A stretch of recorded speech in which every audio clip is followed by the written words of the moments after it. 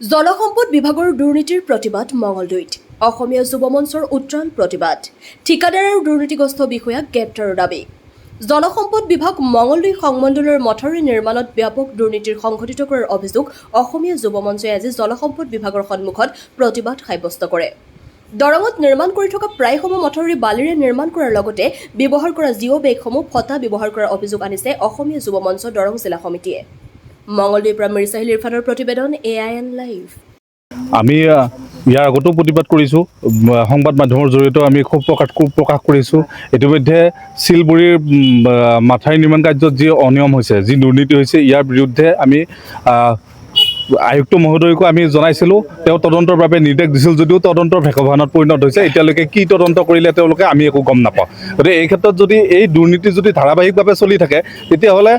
ভৱিষ্যতৰ দিনত সাধাৰণ ৰাইজ জীয়াতু ভুগিব কাৰণ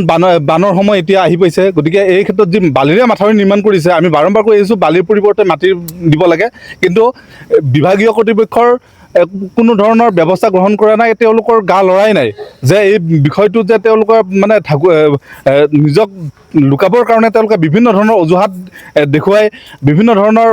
সমস্যাৰ তেওঁলোকে আভুৱা ভৰি তাৰমানে তেওঁলোকে গোটেই বিষয়টো সামৰি থ'ব বিচাৰিছে এই ক্ষেত্ৰত আমি অসমীয়া যুৱ মঞ্চ দৰং জিলাই আমি আজি তীব্ৰ ভাষাৰে গৰিহণা দিছোঁ অতি কম সময়ৰ ভিতৰত যদি এই যিগৰাকী SDO চাই আছে আব্দুল মতিন নামৰ তেখেতক যদি গ্ৰেপ্তাৰ নকৰে তেখেতৰ বিৰুদ্ধে যদি ব্যৱস্থা গ্ৰহণ নকৰে তেতিয়াহ'লে ইয়াতকৈও ভয়াৱহ আন্দোলন কৰিবৰ কাৰণে অসমীয়া যুৱ মঞ্চ কিন্তু আমি বদ্ধপৰিকৰ হৈ আছোঁ ইয়াৰ কাৰণে জগৰীয়া হ'ব অসমৰ জলসম্পদ বিভাগ আৰু প্ৰশাসন আমি বাৰম্বাৰ কৈ আহিছোঁ যে এই মাথাউৰি নিৰ্মাণত সম্পূৰ্ণ দুৰ্নীতি হৈছে অনিয়ম হৈছে গতিকে এই ক্ষেত্ৰত চাওক আমি কৈছোঁ আগতে আমাৰ ভিডিঅ' ফুটেজ আপোনালোকে দেখাই পাইছে মাটিৰ য'ত প্ৰয়োজন আছিল তাৰ মাটিৰ পৰিৱৰ্তে বালি দি তেওঁলোকে নিৰ্মাণ কৰিছে আৰু দ্বিতীয় কথা হ'ল জিঅ' বেগৰ যিটো মিনিমাম 5 ফুট থাকিব লাগে জিঅ' বেগটো তাত আছে 3 ফুট 3.5 ফুট এনেকুৱাকৈ গতিকে ইমান দুৰ্নীতি কৰিছে তেওঁলোকে যাতে এই দুৰ্নীতিৰ মানে সীমা নাই গতিকে এই ক্ষেত্ৰত বৰ্তমানলৈকে ইমান প্ৰতিবাদ কৰাৰ পিছতো ইমান আমি বাৰম্বাৰ কৈ অহাৰ পিছতো চৰকাৰে এই ঘোষখোৰ বিষয়াসকলৰ বিৰুদ্ধে দুৰ্নীতিৰ ঠিকাদাৰসকলৰ বিৰুদ্ধে কোনো ধৰণৰ ব্যৱস্থা লোৱা পৰিলক্ষিত হোৱা নাই গতিকে আমি আজি ইয়াৰ অনুষ্ঠানত আজি এই প্ৰতিবাদী কাৰ্যসূচীৰ জৰিয়তে আমি জনাই দিব বিচাৰিছোঁ যে অতি কম সময়ৰ ভিতৰত যদি দোষীক ব্যৱস্থা গ্ৰহণ নকৰে তেতিয়াহ'লে ইয়াতকৈ ভৱিষ্যতৰ দিনত ভয়াৱহ প্ৰতিবাদৰ কাৰ্যসূচীৰ সন্মুখীন হ'বৰ কাৰণে তেওঁলোক সাজু থাকক চাওক আমি বাৰে বাৰে প্ৰতিবাদ কৰি আহিছোঁ আমি গণতান্ত্ৰিকভাৱে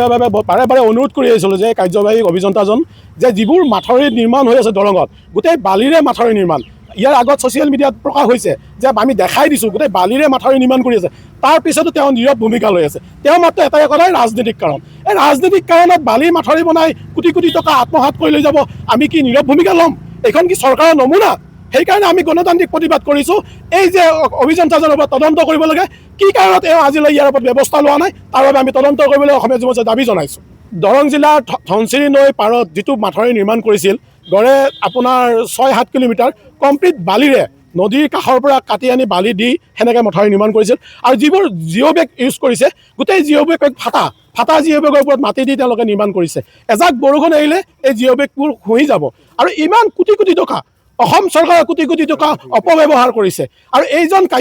কাৰ্যবাহী অভিযন্তা তেওঁ কি কৰিব ইয়াতে বহি আছে আৰু আমি গম পোৱা মতে এই গোটেই ঠিকা প্ৰচেছটো এজন SDOয়ে কৰে এই SDOজনে ঠিকাদাৰৰ পৰা তেওঁ চাব কণ্টেক্ট লৈ গোটেই প্ৰচেছটো কৰি তেওঁ এই ঠিকা কৰি আছে সেইকাৰণে এই ইঞ্জিনিয়াৰজনে মানে অভিযন্তাজনে নীৰৱ ভূমিকা লৈ আছে সেইকাৰণে আমি মাননীয় মুখ্যমন্ত্ৰী আৰু বিভাগীয় মন্ত্ৰী যিজনে দায়িত্ব পাইছে তেওঁক অনুৰোধ জনাইছোঁ দৰং জিলাত হৈ থকা মথাউৰিৰ ওপৰত তদন্ত কৰিব লাগে আৰু অনাগত দিনত যদি তদন্ত নকৰে ইয়াৰ ওপৰত আমি বৃহৎ